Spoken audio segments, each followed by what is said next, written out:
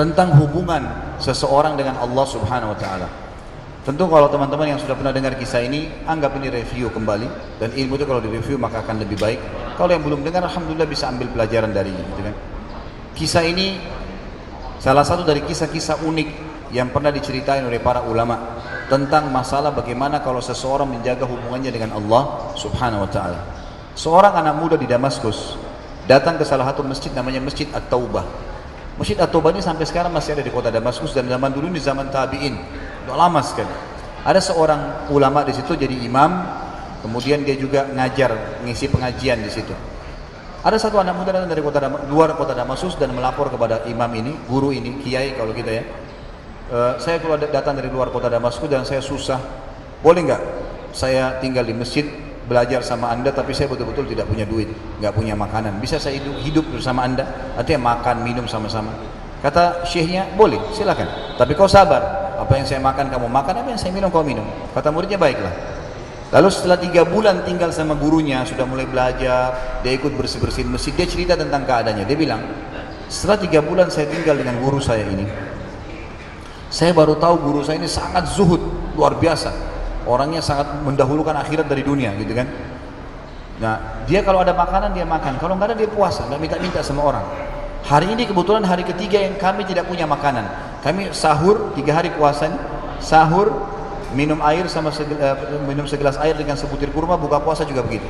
Ini hari ketiga, saya sangat lapar. Sebagian ulama yang menanggapi kisah ini mengatakan mungkin kebetulan puasa Ayyamul Bid 3 hari setiap bulan, dan memang dia lapar sekali hari ketiganya. Dia bilang, saya sangat lapar, tapi guru saya masih kuat, dia lagi ngisi pengajian. Dia bilang saking laparnya, saya nggak konsentrasi lagi nangkap materi, dan saya tekan perut saya agar rasa laparnya berkurang. Dalam kondisi saya lagi bingung dengan rasa lapar saya ini, maka syaitan membisikkan dalam hati saya, hai anak muda, mungkin sekarang sudah halal bagi kamu untuk mencuri makanan. Kalau tidak kau akan mati. Lalu teruslah godaan syaitan datang kepada saya sampai saya terfikir mencuri makanan. Maka saya pun, dia bilang, jadi zaman dulu itu tembok masjid sama rumah orang dempetan, dan tembok dulu zaman dulu itu pohon kurma ditebang atasnya, ditebang akarnya, ditancapin, lalu didempetin satu sama lain, jadi tembok, jadi dempet sama rumah orang. Dia bilang, saya pun naik dinding masjid, kemudian saya lihat rumah pertama sebelah masjid. Saya temukan di situ ada 3 orang wanita muslimah yang tidak pakai jilbab, lagi nunun kulit domba. Lalu saya alihkan pandangan saya tahu nggak boleh lihat yang bukan mahram saya, dan itu bukan tujuan saya sangat lapar. Dia bilang, saya pindah ke rumah kedua. Rumah kedua ini kebetulan atap rumahnya orang juga pada saat itu dari pelapa-pelapa kurma, jadi ada celah-celah bisa dilihat, gitu kan. Dia bilang, saya lihat rumah itu kosong dan ada bau masakan. Karena laparnya saya turun dari atap, saya masuk ke dapur, kemudian saya temukan ada panci lagi dipakai masak dengan kayu bakar. Dia bilang, dalam kondisi saya melihat itu, saya buka pancinya, ternyata ada 2 buah terong yang sudah matang. Saya ambil salah satunya, saya makan. Sementara saya makan buah itu, lagi saya kunyah, sebelum saya telan, dia bilang, maka tiba-tiba iman saya kepada Allah muncul. Dia bilang, saya tiba-tiba berpikir, subhanallah, syaitan maha suci Allah, syaitan berhasil membuat saya melakukan 3 dosa sekaligus. Masuk rumah orang tanpa izin, dosa. Mencuri, mengambil terong itu dosa. Dan saya sedang memakan yang haram, 3 dosa. Maka dia bilang, tidak mungkin Allah, ini keyakinannya, tidak mungkin Allah membuat saya mati kelaparan karena meninggalkan yang ia haramkan.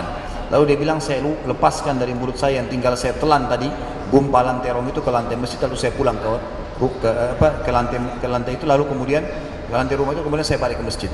Dia bilang, saya balik ke masjid, saya lagi masih pengajian, saya tidak bisa tangkap apa yang dibahas, sampai bubar pengajian. Waktu lagi bubar, saya masih duduk di kursi, saya duduk di salah satu tiang masjid, ada satu perempuan datang bercadar, mendekati saya lagi bicara, saya tidak tahu apa yang mereka bicarakan. Gak lama kemudian saya mengangkat kepalanya, menuju ke arah saya, lalu memanggil, sini ya muridku. Lalu saya mendekat, ditanya oleh syekh saya, apa kau sudah menikah? Kata muridnya, belum. Ditanya, apa kau ingin menikah? Kata anak muda ini, saya diam, nggak bisa nyaut. Yang kedua, apa kau ingin menikah? Dia diam. Yang ketiga, apa kau ingin menikah? Dia diam. Lalu kata anak muda ini, yang keempat atau syekh saya tanya, saya jawab. Saya bilang, syekh, anda tahu, setelah Allah subhanahu wa ta'ala, hidup saya bergantung pada anda. Apa yang anda makan, anda minum, saya juga makan dan minum.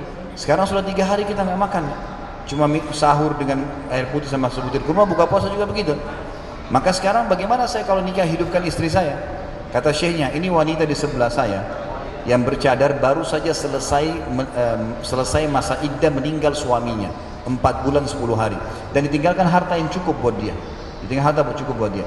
Dia takut khawatir karena masih muda fitnah. Dia ingin saya carikan jodoh. Saya anggap kamu cocok. Kamu mau? Dia bilang iya.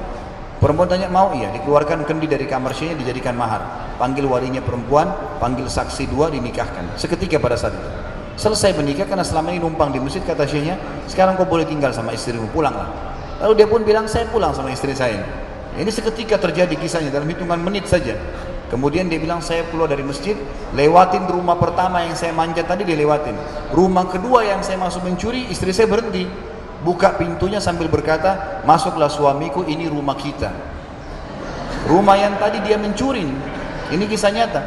Dia bilang waktu saya duduk di ruang tamu, kemudian istri saya bilang, wahai suamiku, tadi saya dengar kamu sudah 3 hari nggak makan, lapar nggak? Iya lapar. Istrinya masuk ke dapur, ditemukan apa? Panci yang terbuka, terong yang sudah digigit. Spontan perempuan dia bilang, siapa yang makan terong saya? Kaget dia. Maka yang terjadi, teman-teman sekalian, laki-laki ini bilang, istriku kesinilah. Demi Allah begini ceritanya. Ceritain dari awal kronologisnya, saya lapar, saya naik, saya turun, dan seterusnya. Dan demi Allah, waktu saya lagi kunyah terongmu, saya tiba-tiba teringat kepada Allah dan takut padanya karena 3 dosa saya lakukan. Masuk rumahmu tanpa izin, saya mencuri terong itu dan saya gigit yang haram, dan masih ada terong itu saya muntahkan di lantai rumahmu. Perempuan ini teman-teman sekalian mengucapkan kalimat, kata para ulama, perlu diukir dengan ukiran emas. Dia mengatakan apa? Wahai suamiku, engkau meninggalkan segumpal makanan haram, itu terong tadi, bisa kamu telan tuh. Lapar. Kata sebagian ulama menanggapi kisah ini, kalau dia telan halal buat dia. Dia akan mati kalau nggak makan, 3 hari nggak makan. Lalu kata perempuan ini, engkau meninggalkan segumpal makanan haram. Allah jadikan makanan itu, panci yang dipakai masak, rumah yang dipakai masak, dan saya pemilik rumah ini jadi milikmu sekarang. Tangkap nggak? Jadi bagaimana hanya karena meninggalkan segumpal makanan haram, Allah jadikan makanan itu, pancinya, rumahnya, perempuan itu jadi milik dia sekarang. Hilang laparnya, dapat rumah, gitu kan? Dapat pasangan hidup, dan luar biasa hanya karena meninggalkan yang haram. Sabda Nabi SAW, man taraka syai'an lillah abdalahu khairan min. Siapa yang meninggalkan sesuatu karena Allah, Allah akan gantikan yang lebih baik daripada itu. Maka dengan mengenal Tuhan kita Allah Subhanahu wa taala, kita secara otomatis akan mengetahui atau kita akan berbahagia.